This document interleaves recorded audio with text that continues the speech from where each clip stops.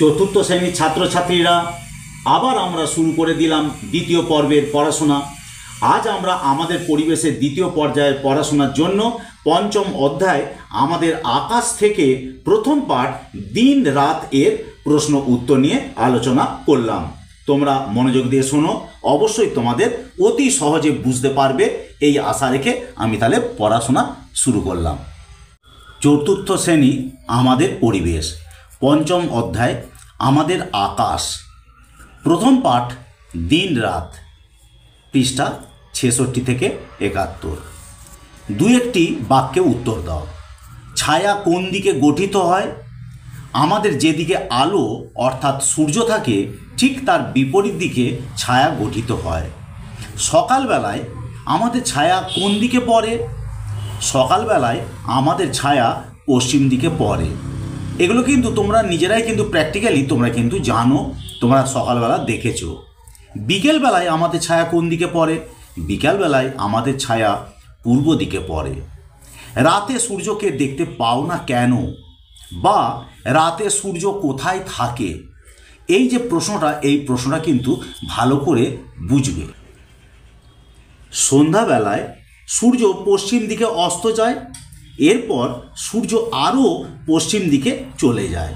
তখন সূর্যকে আর আমরা দেখতে পাই না। সূর্য আমাদের আড়ালে চলে যাওয়ায় সূর্য থেকে আসা আর কোনো রশ্মি আমাদের দিকে আসতে পারে না। তখন আমরা কি করি না, আমরা বলি যে রাত হয়েছে। তাহলে এইভাবে কিন্তু রাতে সূর্যকে আমরা আর দেখতে পাই না। সূর্য ও পৃথিবীর মধ্যে কোনটি স্থির ও কোনটি গতিশীল? সূর্য আকাশে স্থির থাকে আর পৃথিবী সূর্যের চারিদিকে ঘোরে। পৃথিবী কোন দিক থেকে কোন দিকে ঘোরে? পৃথিবী পশ্চিম দিক থেকে পূর্ব দিকে ঘোরে। পৃথিবীর যে জায়গায় দিন হয় তার বিপরীত বা উল্টো দিকে কি হয়? পৃথিবীর যে জায়গায় দিন হয় তার উল্টো দিকে রাত হয়। এর পরের প্রশ্ন, ভোরবেলা কোন সময়টাকে ভোর বলে? রাত শেষ হয়ে দিনের শুরুটাই হলো ভোরবেলা। ঠিক একই রকম সন্ধ্যাবেলা কখন হয়? দিন শেষ হয়ে রাতের শুরুটা হলো সন্ধ্যাবেলা। গরমকালে নাকি শীতকালে তুমি বিকালে বেশি খেলার সময় পাও? আমি গরমকালে বিকালে খেলার বেশি সময় পাই। গরমকালে দিন রাত্রির মধ্যে কোনটি বড় ও কোনটি ছোট হয়? গরমকালে দিন বড় এবং রাত ছোট হয়। শীতকালে দিন রাত্রির মধ্যে কোনটি বড় ও কোনটি ছোট হয়?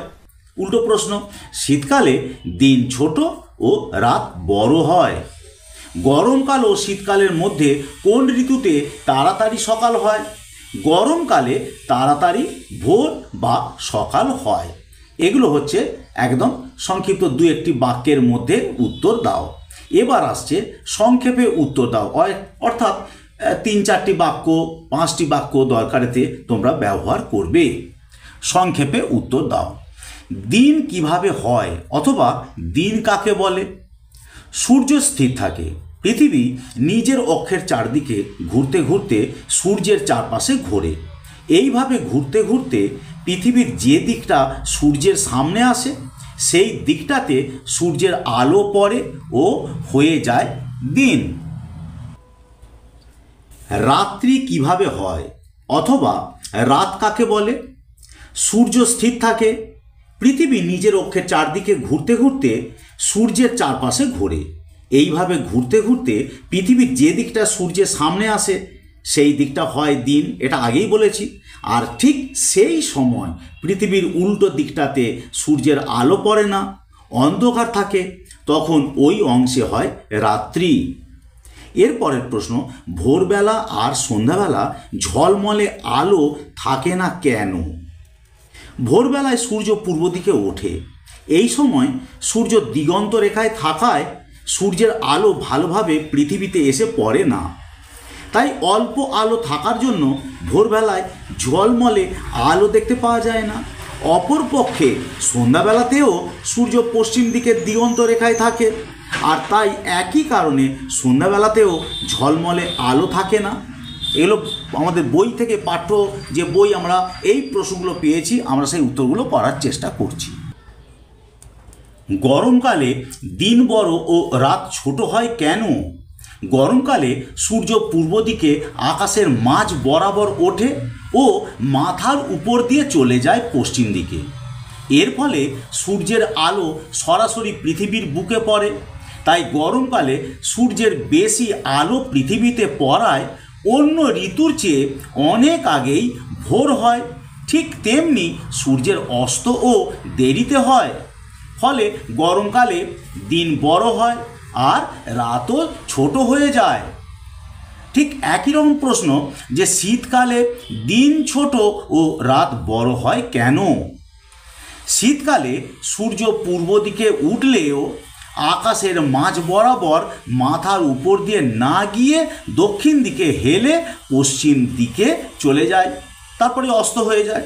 এর ফলে সূর্যের আলো যতটা পৃথিবীতে পড়ার কথা তা থেকে অনেক কম পরিমাণে সূর্যের আলো পৃথিবীর বুকে পড়ে।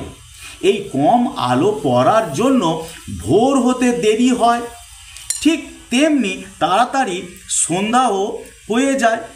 ফলে শীতকালে দিন ছোট হয়ে যায় ও রাত বড় হয়। দিন ও রাত কিভাবে ঘটে? সূর্য স্থির থাকে, পৃথিবী নিজের অক্ষের চারদিকে ঘুরতে ঘুরতে সূর্যের চারপাশে ঘোরে। এইভাবে ঘুরতে ঘুরতে পৃথিবীর যে দিকটা সূর্যের সামনে আসে সেই দিকটাতে সূর্যের আলো পড়ে ও হয়ে যায় দিন। আর ঠিক সেই সময় পৃথিবীর উল্টো দিকটাতে সূর্যের আলো পড়ে না, অন্ধকার থাকে, ওই অংশে তখন হয় রাত্রি। পৃথিবী ঘুরছে বলে পৃথিবীর আলোকিত অংশটা ঘুরে সূর্যের উল্টো দিকে চলে যায়, তখন সেখানে আর সূর্যের আলো পড়ে না, হয়ে যায় রাত্রি। অপরপক্ষে আগের অন্ধকার অংশ সূর্যের দিকে ঘুরে আসে, ওই অংশে তখন সূর্যের আলো পড়ে, হয় তখন দিন। এইভাবে পৃথিবীতে অনবরত দিন রাত্রি ঘটে চলেছে। এবার এর একটা ছবি আমাদের দিতে হবে। এখনই আমি ছবিটা তোমাদের দিয়ে দিচ্ছি। দেখো, এখানে একটা আমি দিন রাত্রির ছবি দিয়েছি। পৃথিবীতে দিন রাত্রি, সূর্য আছে বাম দিকে, ডান দিকে হচ্ছে যে পৃথিবীটা দেখো একটু হেলে রয়েছে, এটা হচ্ছে প্রধান অক্ষ, এই যে উপর থেকে নিচে পর্যন্ত। আর সূর্যের আলোটা এই সামনের দিকে পড়েছে, তাই দিন, এটাকে সাদা করে রেখেছি। আর উল্টো দিকটা সূর্যের আলো পড়ছে না, এই দিকটা হচ্ছে রাত্রি।